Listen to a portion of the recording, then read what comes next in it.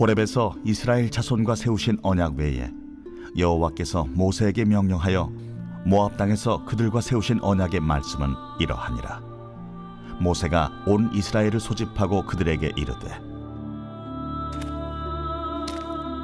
여호와께서 애굽 땅에서 너희의 목전에 바로와 그의 모든 신하와 그의 온 땅에 행하신 모든 일을 너희가 보았나니 곧 그 큰 시험과 이적과 큰 기사를 내 눈으로 보았느니라. 그러나 깨닫는 마음과 보는 눈과 듣는 귀는 오늘까지 여호와께서 너희에게 주지 아니하셨느니라.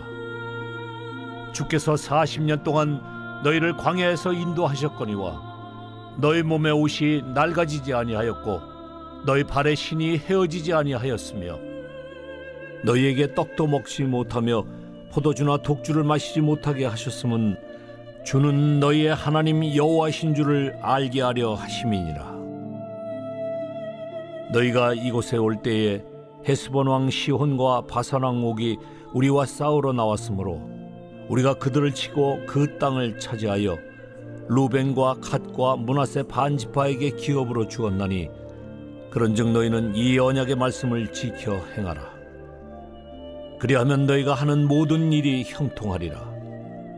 오늘 너희 곧 너희의 수령과 너희의 지파와 너희의 장로들과 너희의 지도자와 이스라엘 모든 남자와 너희의 유아들과 너희의 아내와 및 내 진중에 있는 객과 너를 위하여 나무를 패는 자로부터 물 깃는 자까지 다 너희의 하나님 여호와 앞에 서 있는 것은 네 하나님 여호와의 언약에 참여하며 또 네 하나님 여호와께서 오늘 네게 하시는 맹세에 참여하여 여호와께서 네게 말씀하신 대로 또 네 조상 아브라함과 이삭과 야곱에게 맹세하신 대로 오늘 너를 세워 자기 백성을 삼으시고 그는 친히 네 하나님이 되시려 함이니라.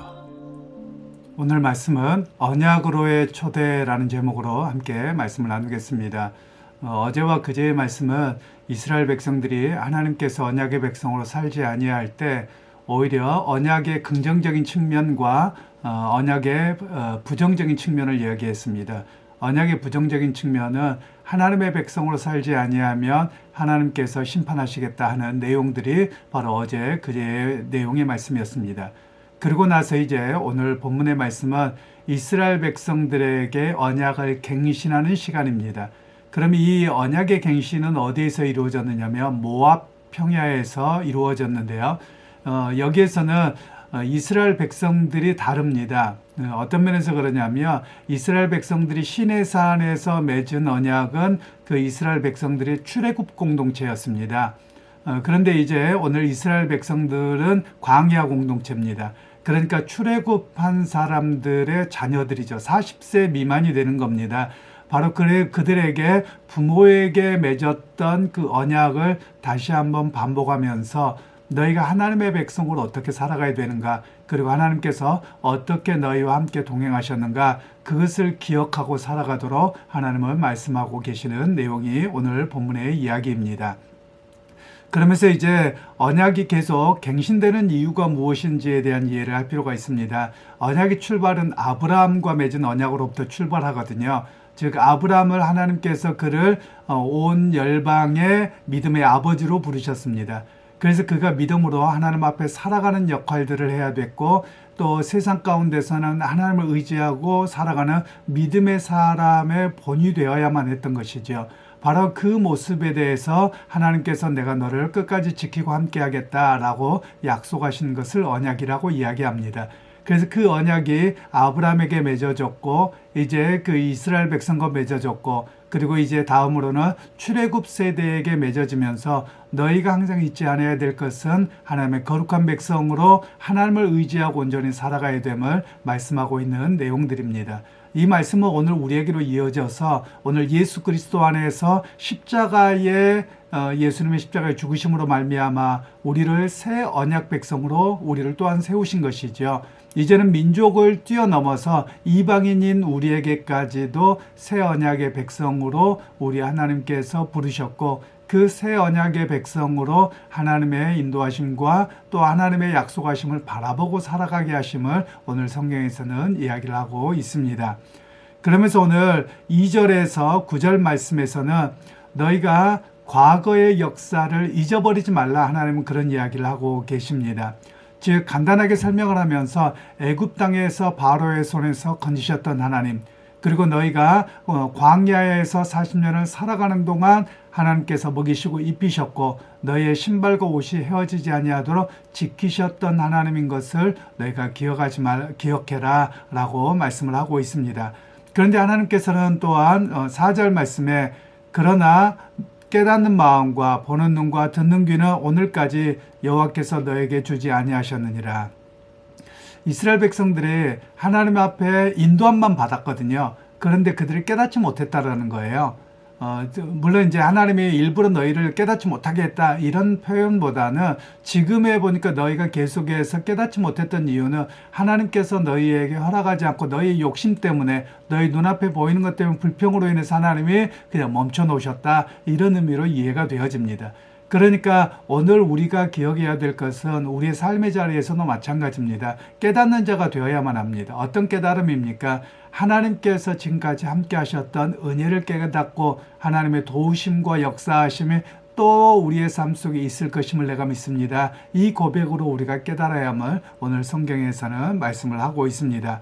그러면서 성경에서는 이 모든 이야기를 통해서 이스라엘 백성들의 삶 속에서 또 우리 과거의 삶 속에서 잊지 않아야 될 것을 한 가지 이야기하고 계시는데요. 6절 하반절에 주는 너희 하나님 여호와이신 줄을 알게 하려 하심이라.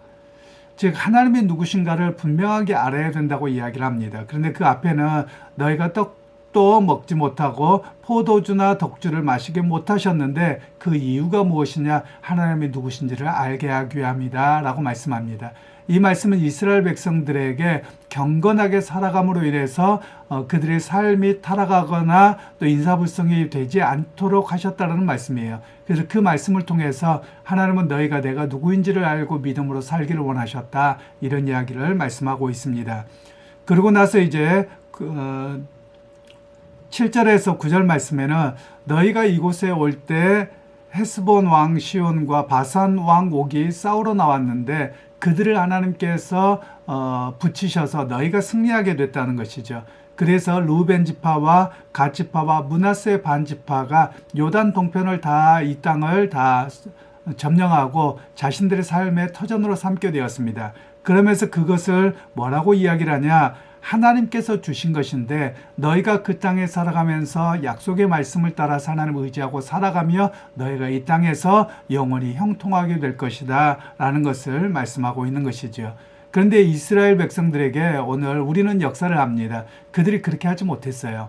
그래서 결국은 지금 현재의 이 땅은 요르단 땅입니다. 그러니까 요단 동편에 있는 요르단 땅을 얼마 못 가서 다 잃어버리게 되는 그런 상황들이 발생했던 겁니다. 그래서 오늘 우리는 성경의 말씀과 역사를 반추해 보면서 하나님의 말씀을 따라서 끝까지 살아가지 아니하였을 때 결국은 하나님 말씀대로 이루어져서 그곳이 영원한 삶의 터전이 되지 못하고 형통하게 되지 못하는 모습이 있음을 오늘 우리는 분명하게 알아야만 하겠습니다. 그리고 이제 10절에서 11절 말씀에는 언약의 대상에 대한 이야기를 합니다. 여기에서는 언약의 대상이 너희의 수령과 너희의 지파와 그리고 너희의 장로들과 지도자들과 남자와 여자와 어린아이들까지 그리고 심지어 집안에 있는 손님까지도 종까지도 모두가 언약의 대상자다라고 이야기를 합니다. 그러면 여기에서 우리에게 한 가지 수정을 하게 하시는 것이 있습니다. 제가 성경 공부할 때는 종종 말씀을 드렸는데요. 원심점과 구심점이라는 이야기입니다. 즉 이스라엘 백성들은 민족적인 선민의식으로 빠져버렸습니다. 이것을 구심점이라고 이야기를 합니다. 그러니까 자기들만으로 가서 결국은 교만하게 갔거든요. 그런데 오늘 성경에서는 오히려 이것이 아니라 원심점을 이야기합니다. 멀리 퍼져나가는 것이죠. 너희로부터 시작해서 제사장으로부터 시작해서 이스라엘 백성, 그리고 이스라엘 지파, 그리고 남자와 여자, 어린아이와 손님과 집안에 있는 종들까지, 그리고 이방인들까지로 선교적 관점으로 열려 있는 것이죠. 이것을 바로 원심점이라고 이야기를 합니다. 즉 하나님의 언약은 우리만이 아니라 우리를 통해서 세상 가운데 퍼져나가기를 원하셨던 그 약속의 말씀이라는 것을 오늘 성경은 이야기합니다. 그래서 이스라엘 백성들을 종종 제사장 나라, 거룩한 나라라고 이야기합니다. 제사장 나라의 개념은 어떤 것이냐면 그들이 하나님 앞에서 거룩함으로 살아드릴 뿐만 아니라 그것이 많은 사람들에게 본유되어야 되겠죠. 또한 그것뿐만 아니라 그들의 삶이 증거가 되어서 주님을 모르는 사람들에게 어떤 표상이 되고 모범이 되어서 그들이 주님 앞으로 돌아올 수 있도록 하는 역할들이 바로 제사장 나라요 선민이라고 하는 것을 말씀하고 있는 겁니다. 그래서 오늘 우리 그리스도인들에게도 마찬가지입니다. 나만 구원받고 예수 믿고 천국 가는 것이 아니라 나를 통해서 하나님 앞에서 그리고 세상의 삶에서 본유됨으로 다른 사람들도 주님 앞으로 돌아올 수 있도록 우리를 세우셨습니다. 라는 고백이 우리의 고백이 되어야 함을 말씀하고 있습니다. 그리고 이제 12절에서 13절 말씀에는 이제 하나님이 누구신가를 이야기합니다. 나는 너희 하나님이 되고 너희는 내 백성이 될 것이다 라고 이야기합니다. 언약의 핵심이죠. 이 말씀은 출애굽기 6장 7절에 말씀하셨던 내용의 반복이거든요. 그러니까 제가 종종 말씀드리기도 했습니다만 예수님께서도 하나님 나라를 선포하셨고요. 그 백성이라고 이야기합니다. 그러면 하나님 나라가 무엇이냐라고 이야기할 때 오늘 많은 사람들에게 하나님은 누구냐? 라고 이야기하면 돈이 되기도 하고요. 자기의 걱정이 되기도 하고 세상의 질서가 되어버립니다. 그러니까 오늘 성경에서는 여호와 하나님이 나의 하나님입니다 라는 고백을 하고 살라는 거예요. 즉 하나님이 여호와 하나님이 나의 하나님이라는 고백은 이스라엘 백성들이 넘어졌던 내용들이 무엇입니까? 먹고 사는 문제였거든요. 염려와 걱정이었거든요. 두려움이었거든요. 결국 그것 때문에 우상숭배에 빠졌고 세속주의로 빠져버리게 됐습니다. 그것이 그들에게 신이 되었다는 거거든요. 그런 면에서 오늘 성경에서는 내가 너희 하나님이 된다라는 말씀은 내가 너희와 함께 동행했고 그리고 구속주가 되어주셨고 그리고 공급하셨던 것처럼 내가 그 하나님을 바라보고 나아갑니다. 비록 내 삶의 고통과 어려움이 있다 할지라도 내가 그 주님을 바라보는 것에서 흔들리지 않습니다. 이 고백이 되어야 함을 우리에게 말씀하고 있는 것입니다. 그러면서 오늘 주님께서는 그는 친히 우리 하나님이 되실 뿐만 아니라 너희는 내 백성이 된다는 거예요. 그러면 여기에서는 왕정에 대한 이해를 좀 할 필요가 있는데요. 우리나라는 그 기득권자들 또는 우리가 보수적 가치 속에 있는 사람들에 대한 이해가 사실 우리 한국 사회에서는 조금 부족합니다. 서양 사회에서 왕 또는 기득권, 보수 이런 사람들은 기존 질서를 다 지키는 사람들이거든요. 그런데 그 질서를 지킴에 있어서 그들이 해야 될 의무가 하나 있습니다. 그것은 무엇이냐면 백성을 지키는 겁니다.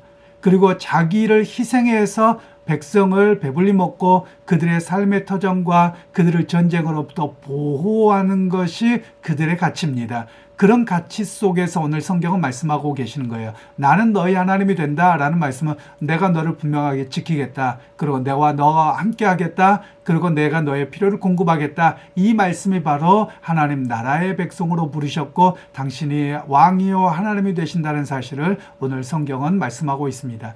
그러면서 오늘 성경은 이 언약으로 이스라엘 백성들을 초대하셨던 것처럼 오늘 이 시간도 이 하나님을 의지하고 살아가도록 우리를 부르십니다. 여러분 오늘 우리가 하나님의 부르심에 응답한다면 두려움과 떨림과 고통은 사라질 줄로 믿습니다. 오히려 내 삶의 고통과 연단이 있다 할지라도 하나님이 그 문제를 해결해 주시고 이끌어가 주시고 주님의 역사를 기대하고 바라보게 하는 겁니다.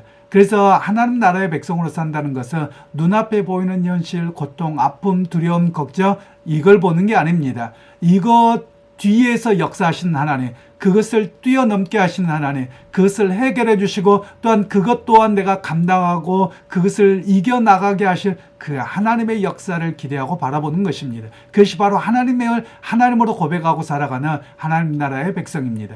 그러기에 여러분 오늘 하루를 살아가실 때 여러분 하나님이 여러분의 하나님이십니다. 그리고 우리는 하나님의 백성입니다. 하나님께서 당신의 백성을 분명히 지키실 것입니다. 보호하실 것입니다. 그 약속을 붙들고 흔들리지 않으므로 우리 하나님을 바라보기를 소원합니다. 일어난 일을 보는 것이 아니라 그 일 위에 역사하신 하나님, 그 능력의 하나님을 우리 눈으로 들어 바라보고 그 하나님을 기대하고 승리하게 되는 오늘 하루가 되시기를 주님의 이름으로 축원합니다. 하나님 아버지 오늘도 우리에게 은혜 베푸신 것 감사합니다. 오늘도 우리를 언약의 새 백성으로 부르시고 우리와 함께 하시는 하나님, 인도하신 하나님, 역사하시고 동행하신 하나님을 바라보게 하셨습니다. 우리 눈앞에 보이는 현실과 고통과 아픔을 보고 좌절하거나 넘어지지 아니하고 그 위에서 역사하시는 하나님을 바라볼 수 있는 우리의 눈이 열리게 하시고 깨달음 있게 하셔서 지금까지 인도하셨던 하나님이 앞으로의 삶 속에서 인도하실 것을 믿고 나아가는 우리 모두가 되게 하여 주옵소서. 예수님의 이름으로 기도하옵나이다. 아멘.